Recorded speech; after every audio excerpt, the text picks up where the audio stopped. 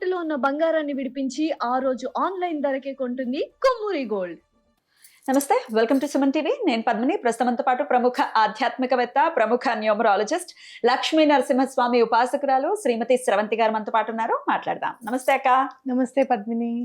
అక్క, ఆషాఢ మాసంలో ఇంకో అద్భుతం గురు పౌర్ణిమ వచ్చేస్తా ఉంది. రేపు బుధవారమే గురు పౌర్ణిమ. మరి ఈ గురు పౌర్ణిమని ఎలా వినియోగించుకోవాలి? మీరు లాస్ట్ వీడియోలో అన్నారు once in a blue moon.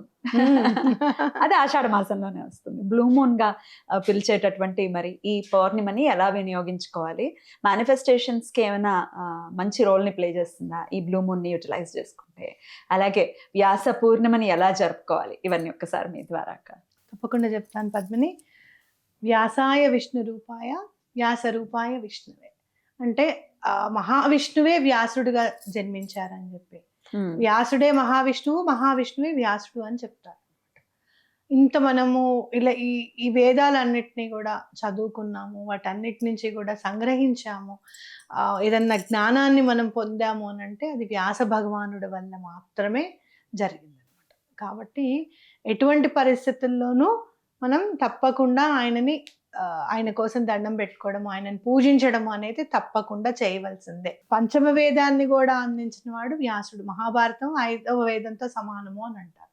మరి అది కూడా అందించిన వాడు వ్యాసుడు. కాబట్టి మనం దండం పెట్టుకోవాల్సింది ఏంటి అని అంటే, ఏ జ్ఞానాన్ని అయితే మాకు ఇవ్వాలనుకున్నావు అదంతా పెద్ద భాండాగారం.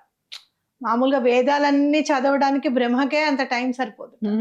కాబట్టి దానిలో ఉన్న సారాన్ని మాకు అందేటట్టుగా, స్ఫురణకు అందేటట్టుగా చూడు స్వామి అని చెప్పి దండం పెట్టుకోవడమే. ఎలాంటి కష్టతరమైన పూజ అయినా సరే, ఎలాంటి కష్టతరమైన చదువైనా సరే, కేవలం శివపార్వతుల్ని అంటే వాళ్ళిద్దరి చుట్టూ తిరిగితే చాలు ప్రపంచమంతా తిరిగొచ్చినట్టే. భూమండలం అంతా, సమస్త భూమండలం అంతా ఎలా తిరిగొచ్చాడు వినాయకుడు అని అంటే వాళ్ళిద్దరిని తిరిగినట్టు, అంతే కదా. కాబట్టి కేవలం పరమాత్ముడిని 2 చేతులు ఎత్తి స్మరించి భక్తితో ఆయనకి సరెండర్ అయిపోతే అంత జ్ఞానమంతా సముపార్జించినట్టే అని చెప్పుకోవచ్చు. మరి అంత జ్ఞాన భండాగారాన్ని కేవలం ఆవిడ తిన్న తాంబూలం నోట్లో పెడితే మూక పంచశతి వచ్చేసింది. అయ్యో ఈ పరవాణం తినరా అని అంటే కాళిదాస్ అయిపోయాడు. అవునా కాదా? అంటే ఏంటి, అనుగ్రహము అనేది గనక మనకు ఉంటే ఆటోమేటిక్గా అన్నీ వచ్చేస్తాయి.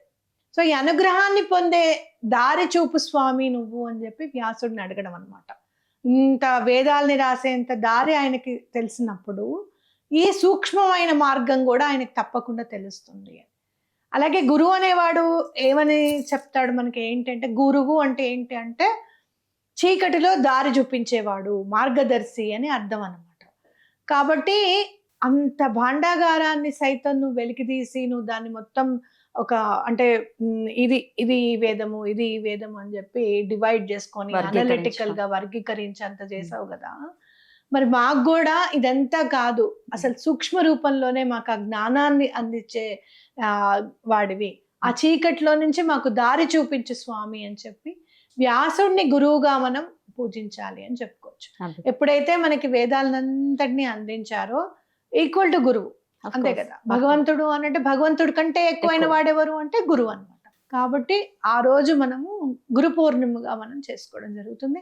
అలాగే ఆది గురువైన దక్షిణామూర్తి, శివస్వరూపాల్లో చూస్తే గనక అత్యంత భయానకమైన కాలభైరవుణ్ణి చూస్తాము, అత్యంత శాంతమూర్తి అయిన దక్షిణామూర్తిని చూస్తాం.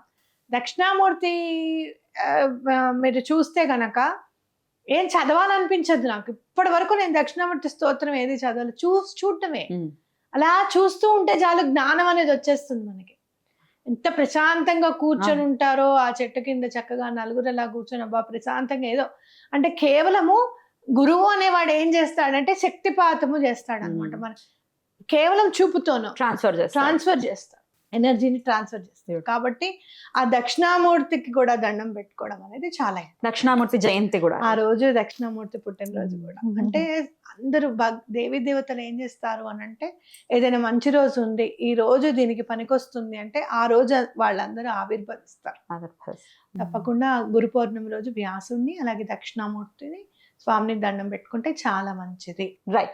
మేనిఫెస్టేషన్స్ కి కూడా చాలా అద్భుతమైనటువంటి రోజు కాబట్టి ఎట్లా మరి ఏం చేయాలి ఆ రోజున? ఇంకొక విషయము, బాబా గారిని ఎవరైనా తిడితే గనక ఆ పాపం పోగొట్టుకోవడానికి కూడా ఇది చాలా మంచి రోజు. అసలు ముందు అంత తిట్టేసి చిత్తశుద్ధి మాకు అసలు ఉంటుందా? అయ్యో ఉందా ముందు అసలు? తిట్టేసి ఆ. ముందు ఒకరికి తిట్టేసి వచ్చింది. తర్వాత మాకు తెలియదండి, మాకు ఇంత మాకు తెలియదండి. నిజంగా వాళ్ళకే చెల్లిందమ్మా నిజంగా. నేనైతే అసలు వెళ్ళిపోయేదాన్ని కాదు, కనపడకుండా వెళ్ళిపోయేదాన్ని ఎక్కడ కూడా. ఎక్కడో నిజంగానే సేవ చేసుకుంటూ ఉండేదాన్ని ఈ సేవ బదులు. Oh my god. నిజం. అంటే అలా ఏమన్నా మీరు చేసుంటే గనక, అలాంటి వాళ్ళ వీడియోలు చూసి అయ్యో బాబా గారు వద్దని చెప్పి ఇంట్లో బయటకు పెట్టేసండి, వారాయి అమ్మవారిని పెట్టేస్తే గనక ఈ దోషాలన్నీ కూడా తొలగింపు స్వామి అని చెప్పి దండం పెట్టుకొని ఆ పాప పరిహారం చేసుకోవడానికి కూడా ఈ రోజు ఉపకరిస్తుంది అని చెప్పుకోవచ్చు. రైట్. ఓకేనా? అట్లీస్ట్ ఒక క్షమాపణ చెప్పండి. Right. అదే అంటున్నా. మరి ఇక మేనిఫెస్టేషన్స్ గురించి చెప్పండి. మేనిఫెస్టేషన్స్ చెప్తాను. ఇందులో మనం చూసుకుంటే కనుక ఇంద్రధనుస్సులో మనం ఫిజిక్స్ లో చూస్తే కనుక విబ్గ్యోర్ అని చదువుకుంటాం. అందులో వైలెట్, ఇండిగో, బ్లూ కలర్. ఇక్కడ మనం బ్లూ కలర్ లో చూస్తాం మూన్ ని. చంద్రుడు నీలం రంగులో కనపడతాడు అన్నమాట మనకి. బ్లూ కలర్ అనేది మన బాడీకి చాలా ఇంపార్టెంట్. ఎందుకు ఇంపార్టెంట్ అంటే మానసికమైన ప్రశాంతత కావాలి అంటే బ్లూ కలర్ చూడాలి. చాలా బాగుంటుంది కలర్ థెరపీ చేస్తుంటే. నాకు చాలా ఆనందం అనిపిస్తుంది. భగవంతుడు రంగులని ఎందుకు సృష్టించాడా, మన కోసమే సృష్టించాడా మళ్ళీ అని అనిపిస్తుంది.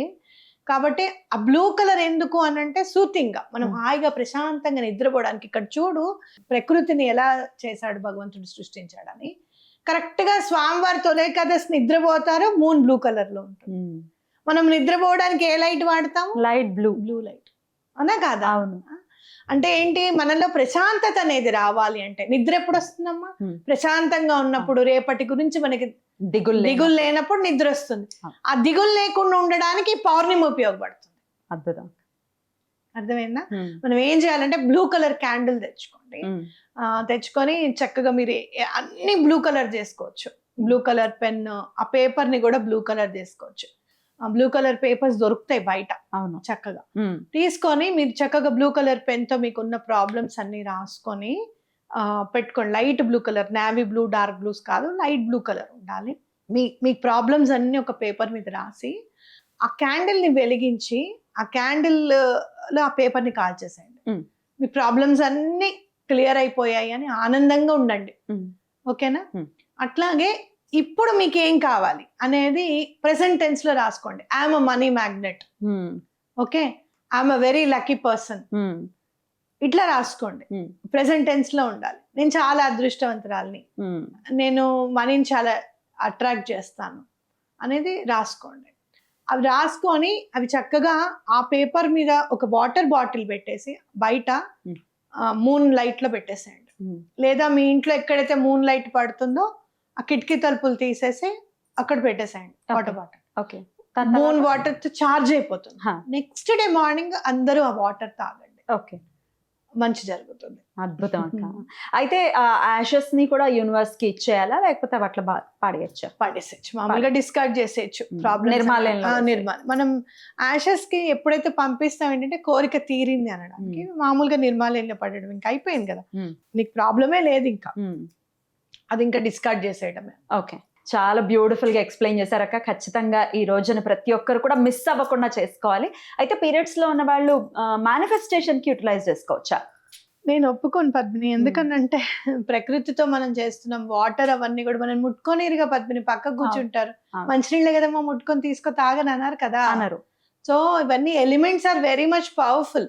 ఇక్కడ మనం అగ్నితో క్యాండిల్ వెలిగిస్తున్నాం, బర్న్ చేస్తున్నాము. పేపర్ కూడా మళ్ళీ ట్రీస్ నుంచి వస్తుంది. Everything is related with the universe. So ఇప్పుడు మీరు ఏమనుకోండి అంటే జస్ట్ ఇఫ్ యూ థింక్, మీరు ఏం చేస్తున్నారు అనేది ఆలోచించుకుంటే చాలు. Power is in with in you, అందుకే పక్కన కూర్చోబెట్టారు. చాలా పవర్ఫుల్. ఇప్పుడు సేమ్ ప్రకృతిలో ఎంతైతే పవర్ ఉందో నీకు కూడా అంతే ఉంది. సో విజువలైజ్ చేసుకోవడమే. ఆ విజువలైజ్ చేసుకొని ఆ వర్క్ అయిపోయింది అని అనుకోవడము, తర్వాత ఎప్పుడు మీకు కుదిరితే అప్పుడు చేసుకోవడం అనేది. రైట్. మళ్ళీ ఎప్పుడు చేయొచ్చు అంటే ఏమని చెప్తారు మీరు అక్క? బ్లూ మూన్ ని చూసి దండం పెట్టుకోండి. దండం పెట్టుకోవచ్చు బ్లూ బయటకి మూన్ బయటకు వెళ్ళి మళ్ళీ సంవత్సరం తర్వాత కదా వచ్చేది, హా. అందరు వెళ్ళి చూసి వచ్చిన తర్వాత Hmm. మీరు ప్రత్యేకంగా వెళ్ళి చూసి వచ్చి దండం పెట్టుకోవచ్చు. బ్యూటిఫుల్ అక్క, చాలా బ్యూటిఫుల్ గా ఎక్స్ప్లెయిన్ చేశారు. డెఫినెట్ గా ఇది బాగా హెల్ప్ అవుతుంది ఈ రోజున ఎటువంటి పరిస్థితుల్లో మిస్ అవ్వకండి. Mm. Thank you so very much అక్క. నమస్తే. నమస్తే.